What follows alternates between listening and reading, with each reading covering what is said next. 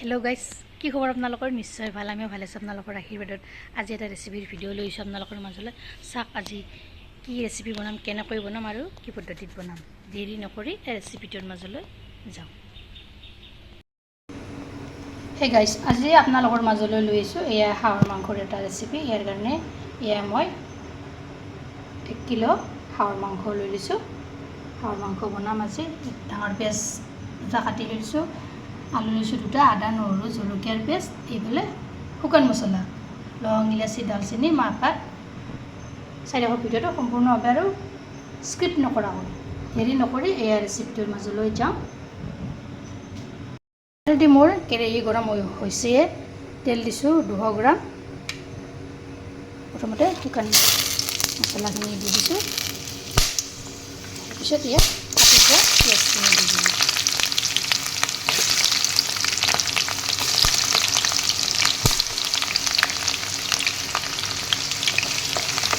এইখিনি ওপৰ কৰি এফালৰ পৰা লৰাই দি দিলোঁ।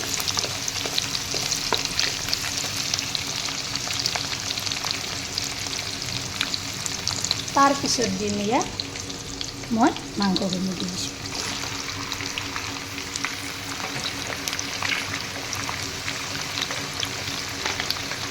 মাংসখিনি এফালৰ পৰা লৰাই দিম, অলপৰ কৰি দি দিম। এইফালে দিম মই মছলাখিনি, আদা নহৰু আৰু জলকীয়াৰ পেষ্টটো দি লৈছোঁ। ইয়াতে এতিয়া মই নিমখ দিছোঁ এয়া চামুচ, তাৰপিছত দিছোঁ এয়া হালধি গুড়ি এচামুচ, এইফালে দিছোঁ জলকীয়াৰ গুড়ি এচামুচ,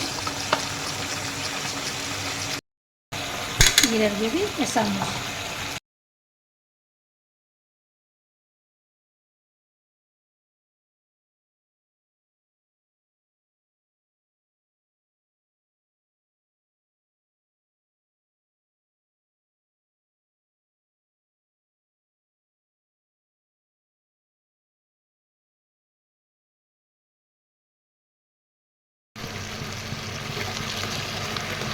এয়া মাংসখিনি মই এনেদৰে অলপৰ কৰি এফালৰ পৰা লৰাই দি দিছোঁ।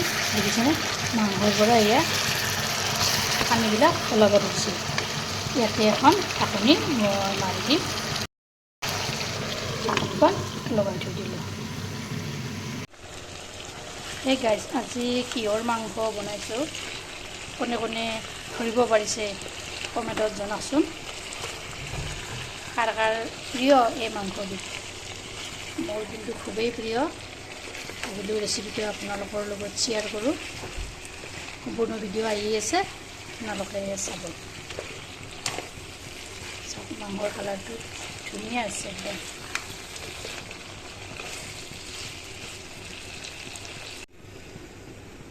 এয়া কিছু সময় যোৱাৰ পিছত ঢাকনখন মই গুচাই দি দিলোঁ।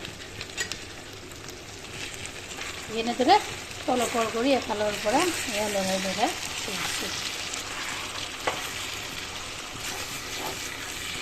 দেখিছেনে? মাংসৰ কালাৰটো কি ধুনীয়া হৈছে। যিহেতু হাঁহৰ মাংস বহুত সময় ভাজি থাকিব লাগিব, তেতিয়ালৈকে ভাজতে ৰং চঙোৱা নহয়, তেতিয়ালৈকে মই মাংসখিনি ভাজি থাকিম।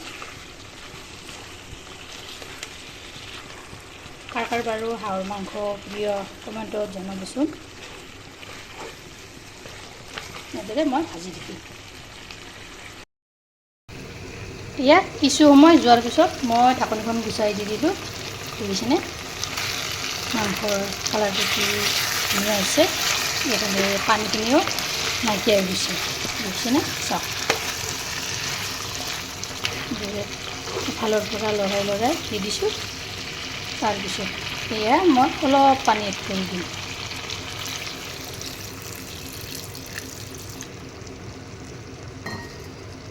তাৰপিছত এয়া দিম মই আলুখিনি।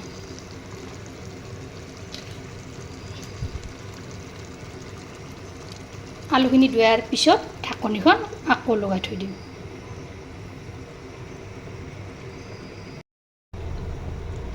সেই গাইজ, আজি বনাইছোঁ মই এয়া হাঁহৰ মাংসৰ এটা ৰেচিপি। দেখিছেনে?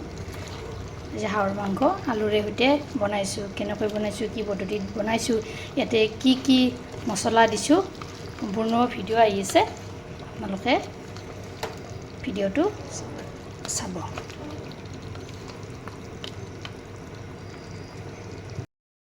এইফালে ঢাকনিখন লগাই থৈ দিছোঁ, তাৰপিছত এইফালে মই ভাত বনাইছোঁ। চচপেনতে ভাত বনাওঁ। মোৰ ভিডিঅ'বিলাকত আপোনালোকে দেখাই পাইছে মই ভাত এনেদৰে বনাওঁ, দেখিছেনে?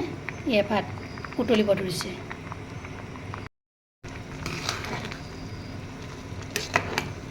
এয়া বনাইছোঁ, দেখিছেনে? ভাতটো মই এনেদৰে চচপেনত বনাওঁ। ধুনীয়াকৈ উতলিব ধৰিছে।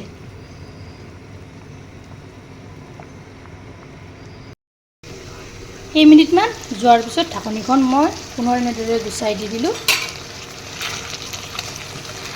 দেখিছেনে? আলুখিনি ধুনীয়াকৈ সিজি গৈছে। ইফালে এনেদৰে অলপৰ কৰি এফালৰ পৰা লগাই যাম।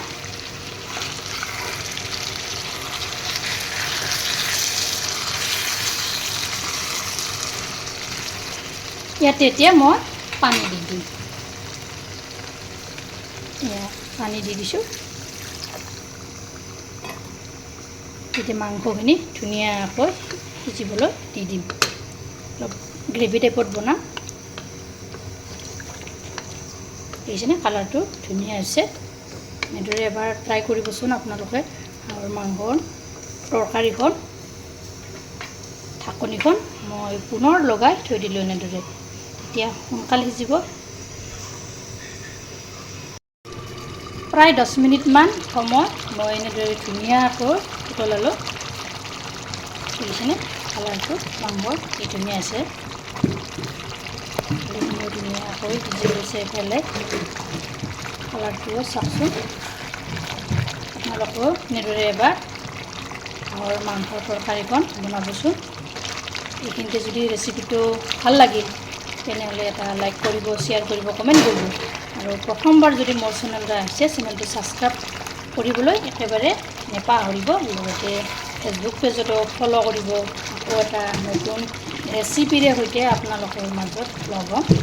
আজিলৈ আহিছোঁ।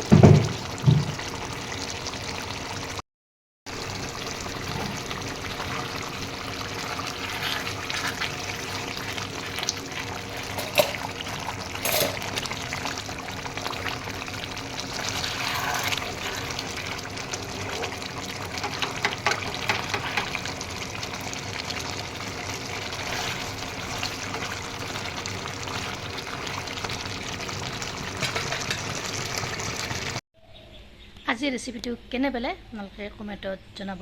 ভাল লাগিলে লাইক কৰিব, শ্বেয়াৰ কৰিব, কমেণ্ট কৰিব।